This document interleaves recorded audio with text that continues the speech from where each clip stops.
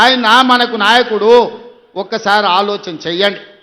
ఇవాళ ఈ నక్క చిత్తుల భాస్కర్ రావు ఇవాళ మనోళ్ళు నామినేషన్లు వేస్తే బెదిరిస్తుండంట మీరు వాపసు తీసుకోవాలని. చింతపండు అవుతుంది భాస్కర్ రావు, నువ్వు అనుకుంటున్నామేమో. ఈ వేదిక మీద ఉన్న మేము ఎవరం జానారెడ్డి లాగా పెద్ద మనసు ఉన్నోళ్ళం కాదు.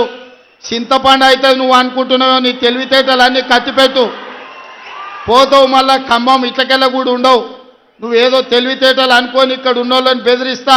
నాకు జానారెడ్డి సార్ తెలుసు, నాకు రఘువీరెడ్డి సార్ తెలుసు, లేకపోతే నాకు సుఖేందర్ రెడ్డి సార్ తెలుసు, ఈపులు వలిగేటప్పుడు అడ్డం వస్తారు అనుకుంటున్నామేమో. ఎవరు అడ్డం రారు, వాళ్ళందరూ నాకు చెప్పారు పలగాల్సిందే చింతపండు కావాల్సిందే భాస్కర్ రావు కానీ. వాళ్ళందరిని అడిగినా ఏం సంగతి అని. ఇక ఏం లేదు చింతపండు కావాల్సిందే, చింతపండు చేయని చెప్పారు. అందుకే కాంగ్రెస్ పార్టీ కార్యకర్తలకు నేను చెప్పదలుచుకున్నా, ఎవరు భయపడాల్సిన పని లేదు.